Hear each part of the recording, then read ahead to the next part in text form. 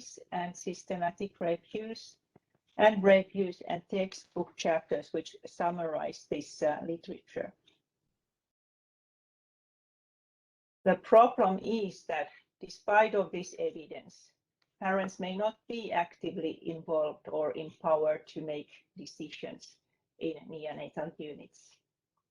And infants may not receive daily skin-to-skin contact. And that is the reality in many NICUs. So the question is how to translate the research knowledge to our everyday practice.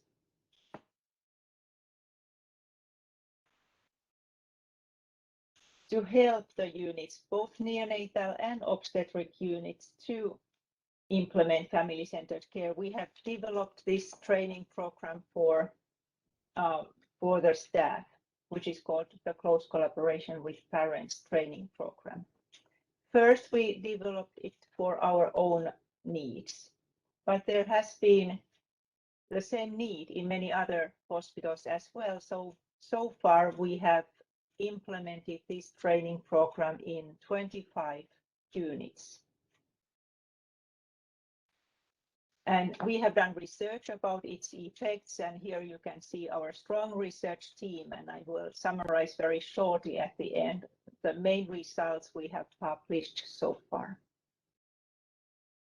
As this training program differs from many others, I want to tell about the main features or the unique features we have in this training program.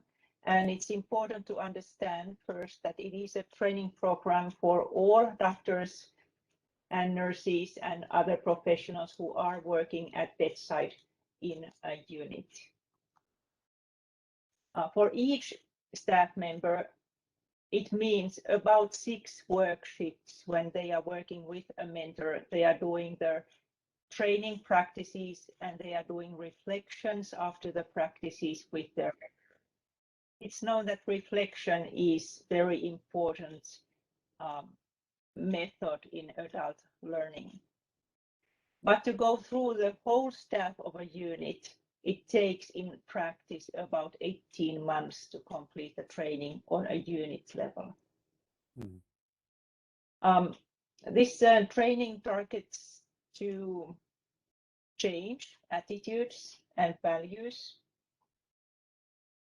And it provides also concrete skills and tools which help when we are working with parents. However, the practical changes in the unit, they are decided by the staff themselves. So this training empowers the staff in their own quality improvement work. And in this way, this training adjusts to different contexts.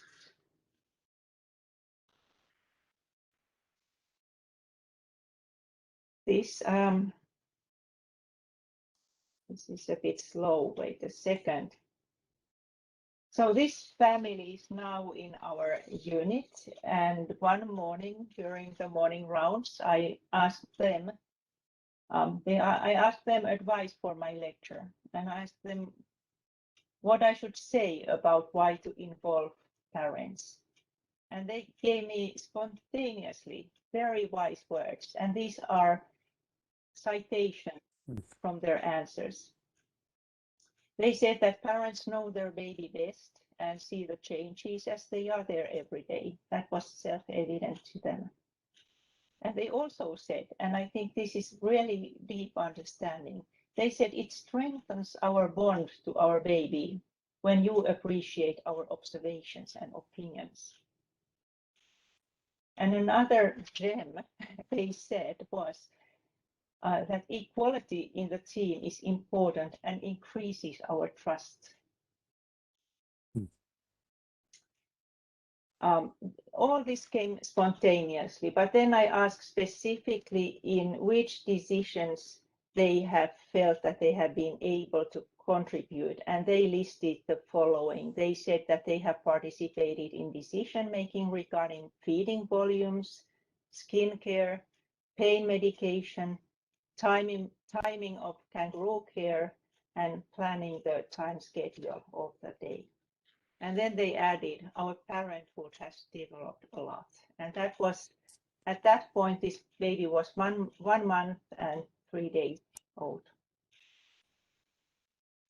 So that was a story of one family, and then I will show a larger set of data. So we have done research about the effects of this training, and we have used both quantitative and qualitative methods. This data is from 9 hospitals, which showed that parents' presence increased after the training, and that happened regardless of the baseline level by an average 99 minutes per day. And this slide summarizes other results. So in addition to increased parents' presence, parent-infant skin-to-skin contact increased, also regardless of the baseline level. The attitudes, values, and care practices became more family-centered, and that was shown by both quantitative and qualitative methods. Nurses' skills to support parents improved, and that was shown measured by self-evaluation of nurses to a question they received after each of their work shifts. Mother's depression decreased long-term up to 2 years after delivery. Parents' stress levels decreased to a low level. And we did a study about the key factors for successful implementation, which showed that all professional groups and leadership need to be committed to make a change to succeed in this kind of systematic and in-depth unit level change. So this data shows that close collaboration with parents training is effective, and it is beneficial to involve our parents and to listen to them. And now we are eager to listen the experiences of training and its effects in Riga Children's Hospital in Latvia, presented by Drs. Dace and Renāte. I stop here. Thank you. Thank you so much, Liisa. And I now give the word or the stage to Dr. Dace. Dr. Dace, I think you now can share your screen. Yeah, if you use. Thank you. Thank you very much.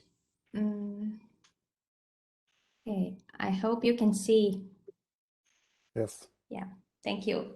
So my name is Dace, and I will talk together with Renāte. We are both neonatologists from Children's Hospital in Latvia, in Riga. And so we had this wonderful chance to experience the program of close collaboration with parents. And I would also call it the challenge of collaboration. So just shortly, I will introduce our unit. And so this is just, I would say, a third of our nurses and doctors. So in Latvia, there are approximately 20,000 babies born in, every year, and it's decreasing. And so we had 17,000 babies in 2020. And 5.2% of those babies are hospitalized in our hospital. So it's quite a lot of babies. And if we think about those very preterm babies, so they are approximately 130 and 150 every year. And most of them are hospitalized in our hospital. So we feel privileged, and we feel responsible for their experience here. We have an open bay NICU. You can see several little cots in a big room. We have 2 step-down units for babies. So this is one of the units. You can see that a mother can stay here with her baby. And the other unit, which is renovated, it is much younger, and this is also better for those babies. We split the babies. We put some of the babies we put in the older unit because we know that they won't spend so much time here. And we try to allocate the most severely sick babies after NICU to this unit. So it's more pleasurable. Well, why did we need this program, and why do we need to think about parents and their experience? We are in a post-Soviet area. As long as we remember, and as long as those doctors that are most senior among us, they remember that step-down unit for term babies has been here, I don't know, for some 40 years, where mothers could stay with babies. But it was very different for preterm babies. NICU babies and preterm babies, they could be together with their mother only in step-down unit, and it only started from year 2000. So they had to wait much longer. So we also know that our nurses and our doctors, approximately 40% of them, they are trained during those times when an excellent care was all tidy and no sounds, no noises, and no mothers in the unit. So it actually was quite a challenge to change it. So what did we expect? We expected from this program to connect parents with babies. We wanted the whole family included, to look at our units from parents' perspective. We needed to change our culture and old habits. And we wanted to switch from task-oriented care to relationship-based care. And as Professor Liisa already told you, that there are numerous studies that show that separation is harmful, both for children and parents, and we need bonding for these families, and altogether it all affects brain development. So as much as we like intensive care, and I believe there are many of us who love this job, we need to admit that NICU actually is quite a scary place to be, both for babies and also for parents. So if we come in and see, we can't even see a tiny baby in the middle of the picture. We are used to it, but parents, they really feel that they are in a spaceship. So we also wanted to know what babies say about NICU. And when we look at the babies, when we look at their clues, when we look at their gestures, we also found that this is quite a weak spot for us. And we needed to learn how to see what the babies are showing us. What are the signs? What are the good signs? What are the bad signs?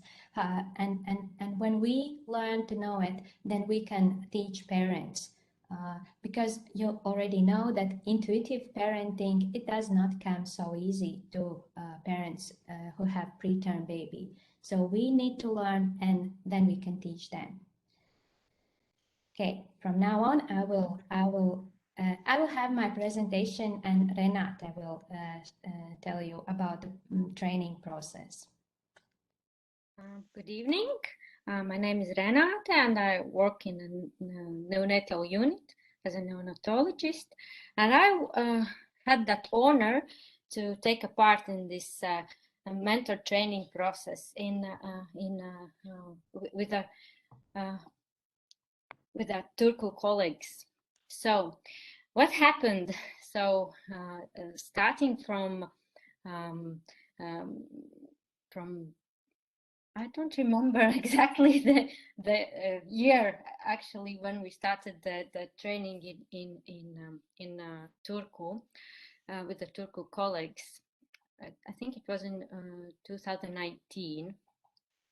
So 3 nurses and 1 doctor. I was the doctor, and I had in my team 3 nurses, 3 amazing nurses. I'm very proud of them.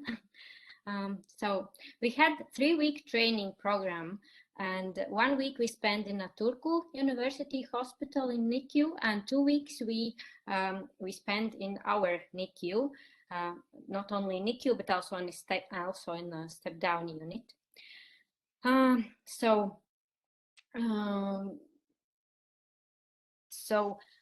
Starting from November in year 2019, we started this training program, training our staff members. So we were done with our training, and we started this training program with our staff. So next, please. So about this experience, this 1 week in Turku University Hospital, that was kind of team building experience for us. So we were all together. In that time, we were 2 nurses and 1 doctor, and the 3rd nurse joined us a little bit later. So what we learned is that we need to support each other in this team, and this is a key factor for this training process, because this is a long run way in this mentoring and implementation process of this close collaboration with parents. There's a lot of angles and ups and downs in all this program, and it's actually energy consuming process. So it's a hard learning. It's not so easy just read from the book. It takes a lot of energy, and you have to give something from you, quite a lot, but it is worth to do that. So these 2 weeks in our hospital, so that was also a very active learning process, practical learning with our mentors from Turku. It was very interesting process. So we were doing discussions with our mentors. Also, there was opportunity for our co-workers, nurses and doctors, to observe how we learn and how it actually looks, this learning process in this close collaboration program. And also the parents were very involved in this training stage, and they were very satisfied with and they were actively taking part and willingly taking part in this close collaboration process. And that was quite surprising, actually, a pleasant surprise for us. So these parents were they were talking in Latvian and also in English, so that gave a lot of possibilities to our mentors from Turku to understand what parents are talking about in this training process for us. So what mentors should do? Mentors should be motivated and stay motivated, and should believe in that what they actually do, because it really matters. And sometimes it's very hard, and there are a lot of downs in a moment when you actually get in this process of learning and training your staff members, and you see that they are not willing to accept and not willing to do things a little bit differently. So it's good if the mentors work in team, because the support from each other, it's very, very important. Next, please. So yeah, experience with this implementation process. So the first step is was this to train your mentors, and then these mentors train your staff. So this training takes a long time, and it's very important to make sure that your mentors are supported because they do a huge work, and they are the ones who face with the persons from the staff who do not accept new things, these negative one persons. So if you are a leader, then support your mentors in every kind of way. How can you do that?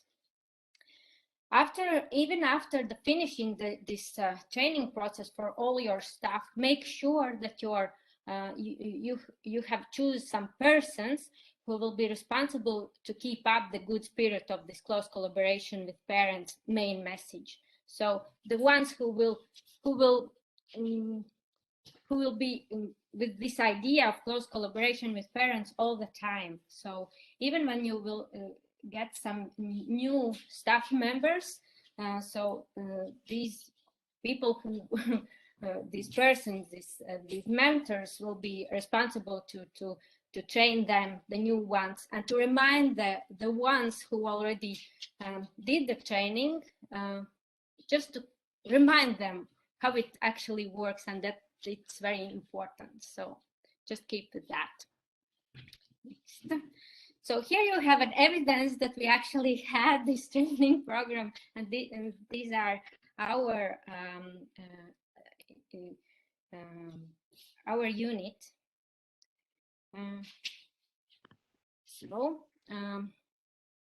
For some other advices for when you are preparing your NICU staff for this training, it's important to have a support from leaders, from the head doctors and head nurses. We had meetings with the hospital administration staff members, because we had to give them information about how this program training process. I'm sorry for the noise. So it's important for the training process how it will be organized, because these administration members, they need to know who will be in charge, how this program will how can we that we will need to report about the progress, and also it's important how to organize shifts for the mentor nurses. It's a lot of things to keep in your mind. We also had the difficult meetings with the staff members, and difficult meetings because people didn't want to accept something new, something different. So in the beginning, the attendance was very poor actually, and some tried to avoid and told that they don't need anything. So the difficult meetings. So we had the individual conversations with some of the staff members. We talked over their concerns and talked about the program and what we want to achieve with this program. We also wrote answers to the most questions what worried the staff members the most. So we actually had answers, questions and answers about the worries what was in a staff members. Next, please. So, and then came a COVID, and we were just in the middle of our training. So what this COVID meant, I think that we all know. So it was a social distancing, so impossible to do observations together with the parents. It was too crowded, so 2 meters and masks and eye shields and extra glasses, and you can't see a face actually, and expressions, what is important in this program. since 2020, from March, this program training process slowed down due to all these restrictions. However, we managed to continue. So what we did was we used this remote training. We divided our staff members in small groups, and it gave opportunity to share their experience and observations during the training process. We talked. There was discussions with the mentors, and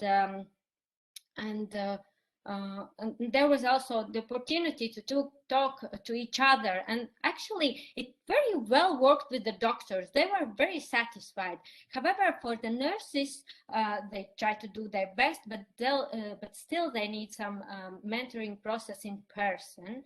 So they can't do it only on remotely.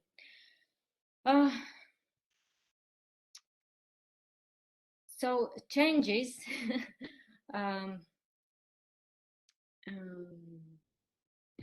So we have to admit that there are new circumstances, and we need to give more support for these families in this very stressful period, actually. And we had some serious restrictions from November till May, and in hospitals there was allowed only one parent, and it was mother. Yes. So, but our unit, we were the first ones who asked for something more, and from May 2021. We get the no restrictions for vaccinated dads, and after that, soon after that, that applied also for whole hospital. So that was a good thing to do. So now we still have quite a lot of restrictions, and but for neonates, we still get this that vaccinated dads can visit their babies. And also the mothers who got COVID positive stay together with the babies, and they both went to isolation to another unit, and most consultants prefer to do some remote consultations for the babies, and that was quite a challenging process for the moms. So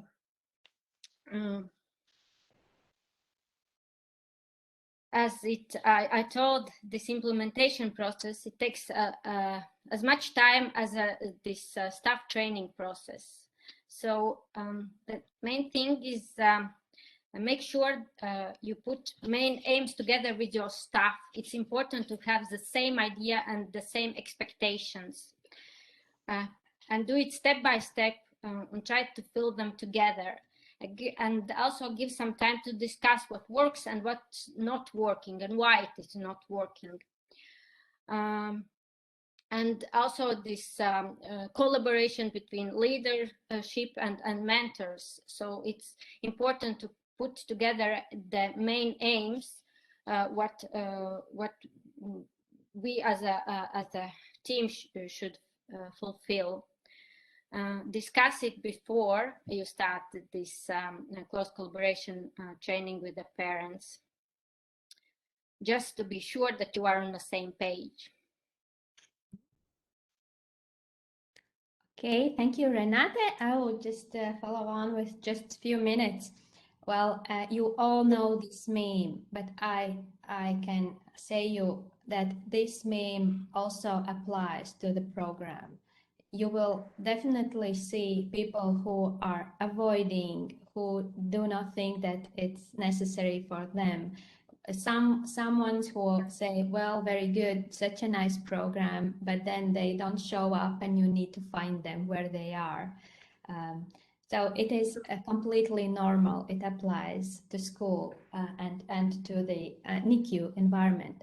So what is important and what I liked very much that Mirka, she came and she made an audit interview. So we had to grade different points with red and amber and green color. And these are the changes after the program. So the ward was calmer, the nurses were in rooms, and infants had names, and all the mothers were more satisfied with the care. So, for example, these are the boards that we invented. It may seem quite normal for many, probably many of you, but it was kind of new for us, and we felt that it was very important. And parents, they do really like the boards. They fill in and they feel that they are involved. So this is also when was the first time of breastfeeding, when was the first kangaroo care. So these are the dates to remember, and these are also follow the babies to home. So, and I will just show just a few principles. It's very good to know the facts before and the facts after. So we were very glad that there were many criteria that turned from a worse color to a better or the best color in many different fields. Also neonatal care decisions, and we saw that what we were learning, it is very important, and it's also is working. About parent informations about baby's care process, it's very important that previously we thought as a staff that we encourage the parents, but after the intervention, the parents also tell that they also felt the same. So it was very important for us. So this is our team. First team, just a small part. Thank you, really, thank you very much for coming and for making this program more interesting and such a unique experience. And it was really a pleasure. Thank you.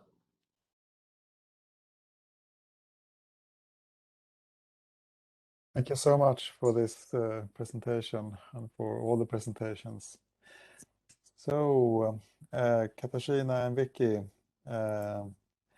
let's now open the discussion, and I would like to encourage all the attendees. You can either type questions in the chat and we bring them on in the discussion, and you can also ask in the chat that we unmute you, and so you can get a microphone and speak up yourself.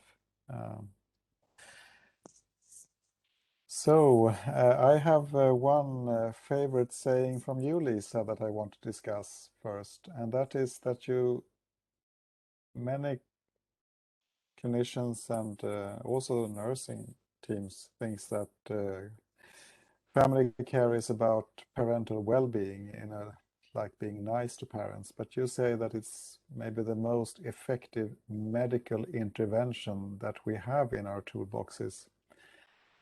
Can you elaborate a little bit on this, not opinion, but how you have come to this conclusion? Thank you for the question. Yeah, I had a short time, so my evidence behind was presented in one slide and just references. Those references include randomized controlled trials which have shown the benefits of involving parents and also skin-to-skin contact and single family rooms. Such interventions improve child outcomes long term, and they include improved cognitive outcome, especially improved language development, and less behavioral problems. That has been shown in several studies, that parents' involvement during acute time decrease later behavioral problems in ex-preterm infants. The literature is really accumulating nicely, and it's I would say it's strong today.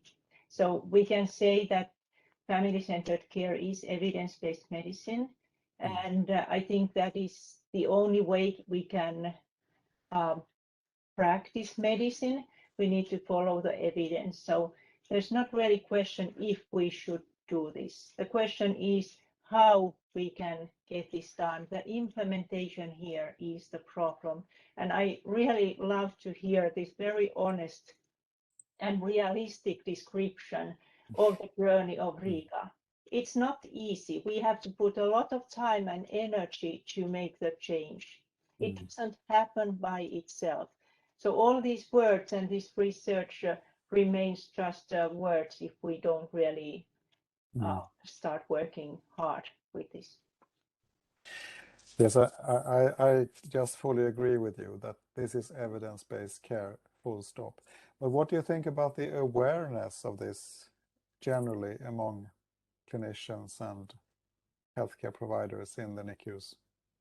There's a lot to be done with that, and I think this webinar is one of those places where we can spread this awareness.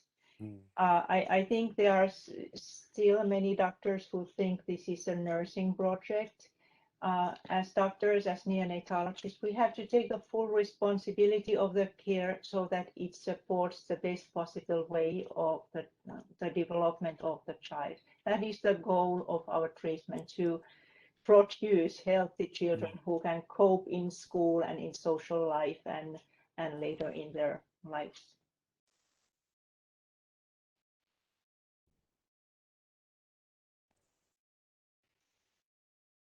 Stefan, if I can have a question? Yes, please, go ahead. Yeah, I would like to ask Dace and Renāte, actually, how did the intervention change the way you work, you as neonatologists in the unit? Do you see any changes between before and after?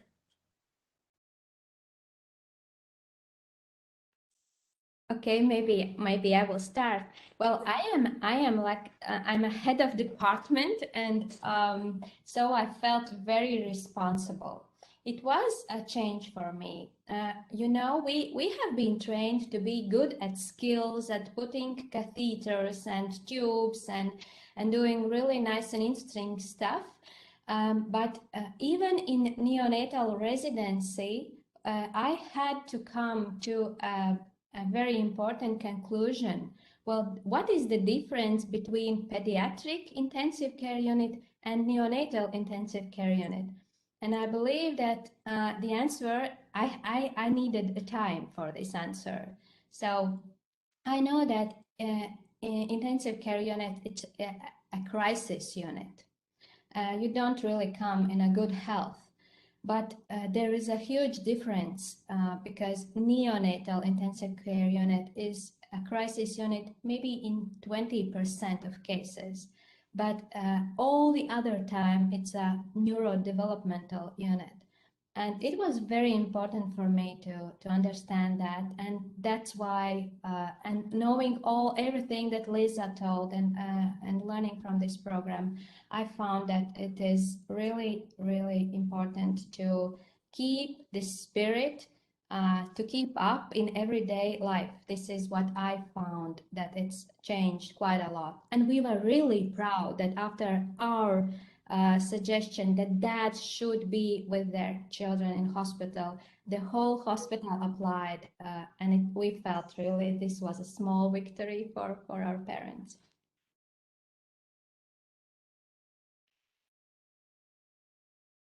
Yeah, I see. Thank you very much for your answer. We don't have anybody from the nursing team from Riga, but yeah, I believe that we would have many questions to them how their workload has changed due to the implementation of the program. But so now is more the question to Liisa, maybe. I understand that the program, the close collaboration with parents training program, requires parents to be in the unit, because how can you collaborate if you don't have parents in the unit? Are the parents somehow obliged to be a particular number of hours in the unit, or how does that work for you? We don't mandate parents to stay in the unit. It's our job to create an environment that they have a meaningful role and they feel welcome and they have comfortable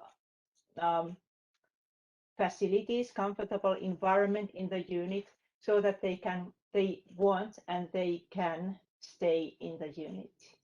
And if they are not there, we need to discuss them. What is the obstacle? If it is something we can do to help them, or maybe it's something we need to solve together. If they have an obstacle, we can discuss together how to solve the problem. But then we also have families who have a situation that for some reason they can't be in the unit that much or not at the same time. And we also need to understand those situations and we have to be empathetic, not judgmental for those parents.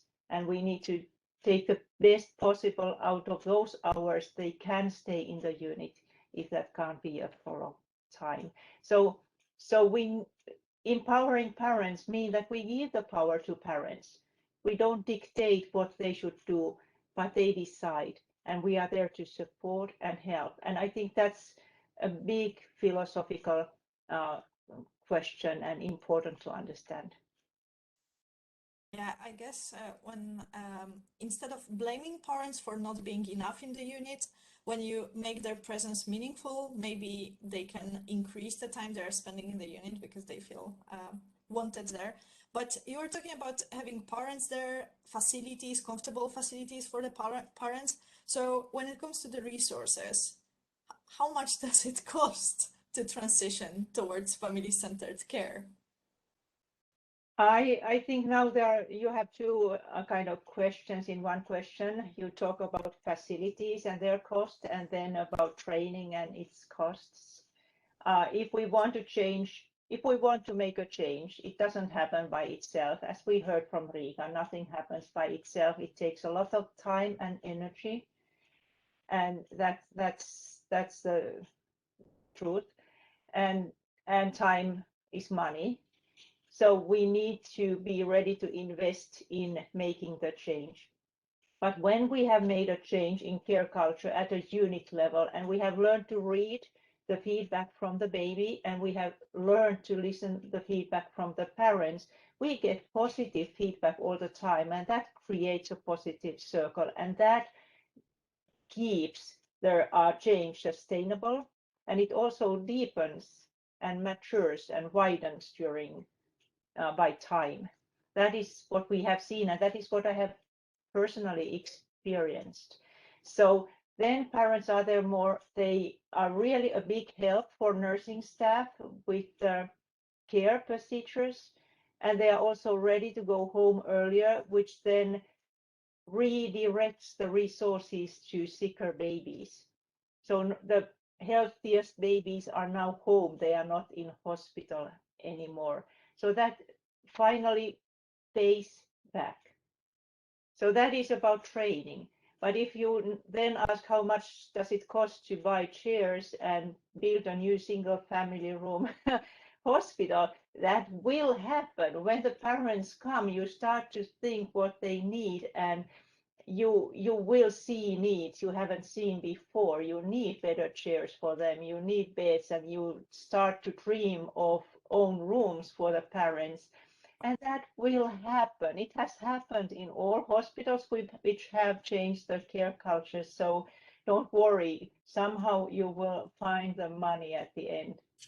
We have found it, and we will move in February next year to a new hospital. Yeah, that's great to hear that what has to happen first is kind of like the cheapest part, because you need to change your thinking, and then when you realize things, then you have to come up with money to fulfill your dreams. But now I think that Vicky has a question from the audience. I do. I feel like I'm going to run with a microphone virtually. Yes, go for it. I would love to. So we have a question from, I apologize if I'm not pronouncing this correctly, Tayaba, who asks, what were the he says, what was the specific kind of training that was involved in the project, and what were your specific objectives of the training? And I guess that might be best answered by the team from Latvia. What specific training did you give to your staff? You mean for this close collaboration? I think so. The specific training, it's actually the same training, but we as a mentors got from this. The basics was in a book, and then there was this actually individual training with every staff member based on the book. So step by step, and it was time consuming and energy consuming, and it was quite interesting process, and it was interesting discussions with the colleagues, and this discussion object and subjects were all around the baby and the parents, and it was quite interesting. I think maybe Dace wants to comment how it was. Yes, it involved lots of learning. We mentioned these babies' signs, what they are showing. So it involved learning more to listen to parents, more to observe the babies with the parents, and just give parents the best place give them a meaningful role, as Professor Liisa already mentioned. And it took quite many hours. As for me, I found that one of the most difficult parts for me was a clip interview, because you can't really tell the answers. You need to go away from your doctor's position where you need to have all the answers. And just all the questions are regarding how did you feel? How did you feel when the baby was born? How did you feel when the baby came here? And then for me, it was difficult because I found that as much as I have trained to not to get involved, and just to try to keep the distance. After this interview, you can't really keep a distance. You can start to cry, because when you are asking so many questions, how did you feel? You really get honest answers, and then you can see it from their eyes. So it's a lot of hours during this training, and I don't want to lie, but I think it was at least seven times, 7 hours or 8 hours altogether. Liisa, would you like to expand a bit about the structure of the training? Because I think that this is yeah, we heard the first three.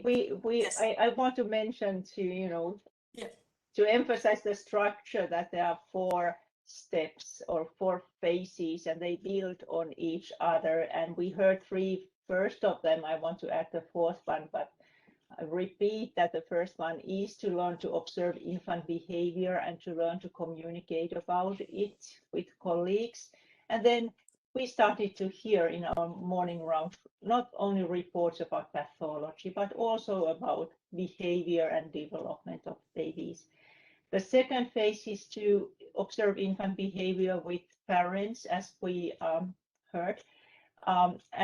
During that observation, the main emphasis is to actively listen the parent, what the parent sees in the baby, and support what we call intuitive parenting, and just minimally bring own comments to the parent's observation. And that is, for some persons, that's the most challenging part, to be quiet and listen. Then there is this third phase where we do this interview, where we hear the story of the pregnancy and delivery and NICU stay from the parent or parents. And there we learn to understand the individual journey of the family, and we learn to be empathetic and not judgmental. And that has been difficult for some persons, like we heard from Dace, that it was challenging to be there and hear about our hard feelings, not being able to do acutely something for them. But it's also very therapeutic for families to go through their journey and have somebody to listen it. But the fourth phase, which now you didn't yet mention, is to learn to make shared decisions, or maybe you mentioned, but that's the fourth phase, to make the shared decisions with the parents related to infant care, related to transition to home. And that requires learning of the previous phases before you get there. Thank you. I think that's all really interesting. I think it's really interesting about this, hearing their experiences and what Dace said about kind of letting those emotions in, I guess. I think that that's really interesting. We've got another question, if we've got time for another one, from Jalila, who is asking, do you keep a baby diary with the milestones and also a diary of involvement?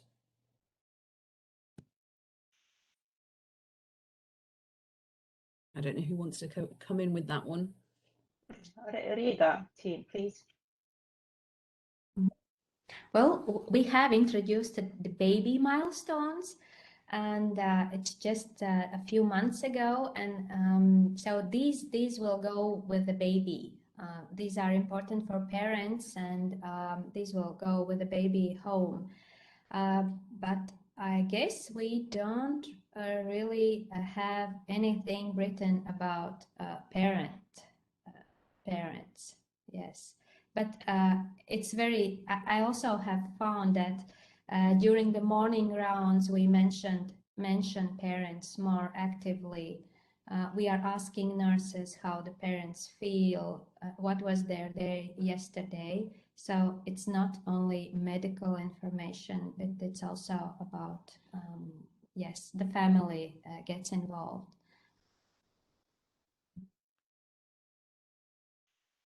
Thanks. There aren't any more questions at the moment from the chat, although there is one in the Q&A window.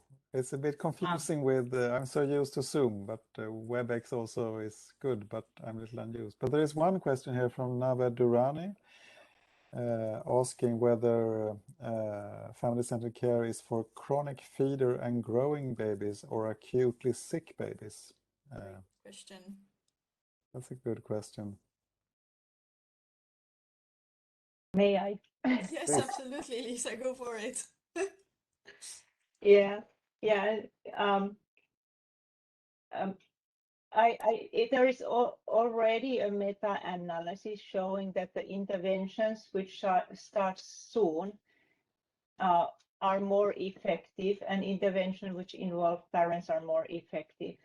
The sooner the better, and this intervention should cover all babies from their very first moment they are born, and maybe also before that, with visits to NICU and preparing the family to NICU if possible. So this philosophy should cover the whole journey, and when we involve the parents very early, we also get most help from them. When they learn to take care of their baby early on, there are a lot of weeks later during the stay when they can be very independent with their baby, and they really reduce the burden of the nursing staff during those weeks when they are used to NICU and know their baby. And then they are ready to go home early. But I think it requires this approach from the very beginning. And the beauty of this program, when we train the staff, is that it covers all kind of patients. It's not directed to preterm infants. It covers also surgical babies and other babies who need to come to NICU. So just to follow up on this question, so are you saying that So is it only like university hospitals, NICUs that can benefit from programs like this, or also small regional hospital NICUs with not so many babies? Who can benefit from it, and can it be implemented on every level of how do you call it? On It every has level? been. Yeah, I'm sorry. It has been implemented already at every level. We have implemented this training in small hospitals and in quite large hospitals, and in different countries with less resources, and maybe the richest country in the world, Norway, and and in units with different level of baseline, so that and that's also shown with our results, that we can make an improvement regardless of the baseline. So we can improve if the level is low at the beginning. We can improve if the level is high at the beginning. We all have room to make things better. Thank you very much for the answer. Can I Stefan? ask a question? Oh, yes. Yes. So I'm a nurse, and I know for definite, because I've seen the attendee list, that we do have some nurses, because I know some of them who are here. I found it really interesting. So I found it really interesting what you just said, Liisa, about how it can reduce nursing workload. I think certainly in the UK, nursing morale may be fairly low at the moment. I think that work is maybe harder now more than ever in some circumstances. But I also found it was really interesting to hear what the Riga team said, that I think there was a couple of things that I heard, which was that the doctors seemed to be more satisfied, but that it was maybe more difficult for the nurses, and that the nurses, not everyone obviously maybe, but that the nurses found it hard to let go of caring for the baby. Was that kind of what you said? Yeah, there's a lot of nods. I just wonder how you tackled that. If you could share your experience of that, I think that would be really interesting.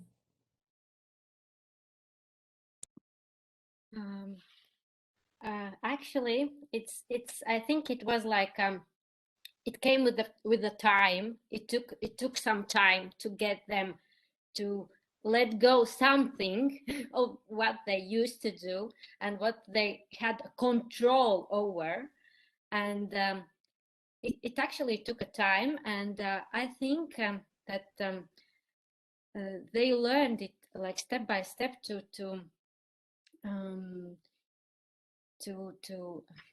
forgot the word, to trust the parents.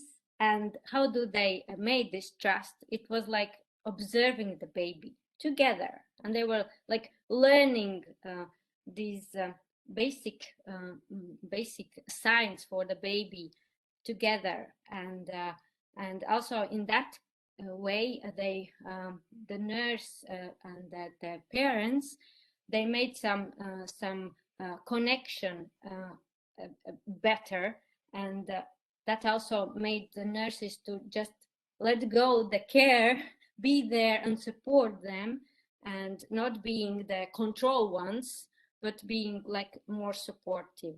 So I think it's like a natural way of this program, how it goes. Well, if I can add, just it's really good that it's not a fast program, because you really need quite many months to adjust to it and just to let this information in. And what I saw that nurses, they saw that parent care is a little different. It's like, well, this relationship-based care. It's gentle and it's slow. And if a nurse has a certain amount of time per patient, but a parent has all the time in the world, well, if the baby does not feed so well, then a parent can hold this bottle and anything, a tube, or anything else, and it can go for like 45 minutes. And they see that they don't have such a long time for a single baby. So it also comes with time, that they just give more responsibility to parents, which is difficult, I agree. Very nicely said. Liisa, would you like to add Yeah, something? yeah. Yeah, I would like also, I would like to say that we need to acknowledge that the change is larger for nurses. It's a profound change in their professional role, not that much in doctors' professional role, which is different, to make the transition from doer to a facilitator or coach, as was so beautifully described by Dace and Renāte. So it takes time, and the nurse has to get the reward from different things, not to get the reward from knowing how to feed the baby, but get to a reward from having a family ready to go home, preparing the family to be ready to be going home. Yeah, it's fascinating. A whole kind of cultural shift in profession, and as you said, you know, being busy and getting on with tasks rather than relationships maybe. Yeah, really great. Fascinating. Thank you so much.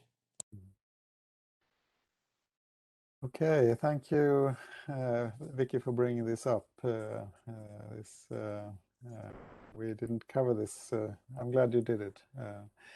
So I think in the interest of time, we were a little late starting the webinar, but I think we have been now running it for an hour, which is the time that is expected by all you attendees. So I would like to just ask everyone in the panel, do you have any final words to give us to take home after this session? Please. I would like to thank for you for organizing this series of webinars of this topic to increase awareness of the importance of parents in the care of sick infants. I hope this webinar make a major contribution, and I hope the next ones will make more contribution. Thank you. Thank you. Yes. And from Riga, what is your take-home messages to everyone? Well, I would also like to thank you very much, and it was a new experience. Well, it's the most important thing is to see that we want to change, and what's the beauty of the program is that in the end you don't get the precise and the most correct answers for your unit. We are very different. We have open bay units and single rooms, and there will be so many different ways to change it,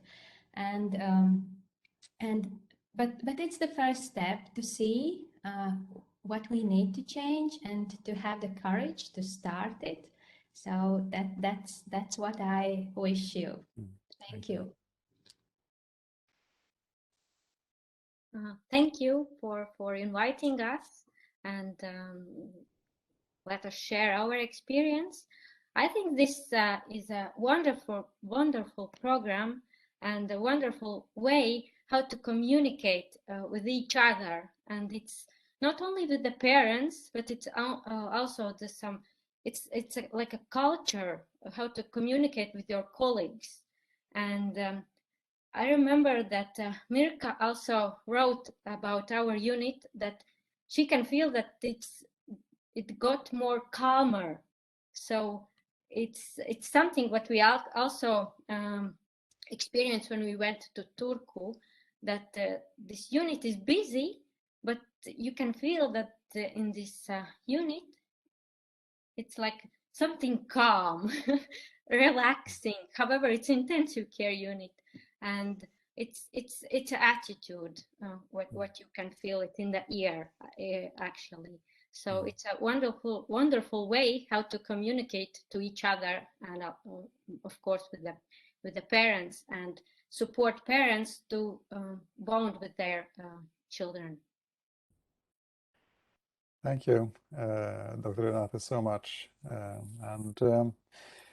Yes, so and before closing, I would like to say just two things. One question here was about the slides, if we can have them shared later. I think that the event is recorded, so we will get back to you in the panelists in the panel if we can sort of share the video recording. I hope it worked out, the recording.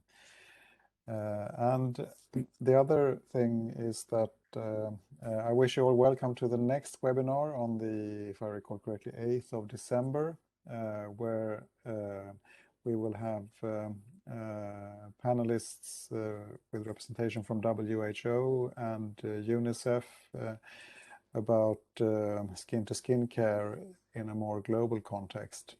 It's going to be also very interesting, I'm sure. So I would like to welcome you to that webinar. You just go to our website, 99ike.org, and register on the registration link there. So, Vicky and Katarzyna, did I forget something? No, I think it's time to wrap it up. Okay. So, wish you all a nice evening and hope to see you next time. Thank you Thank very you. much. Yeah. Bye-bye. Bye-bye. Bye. Thanks. Bye-bye.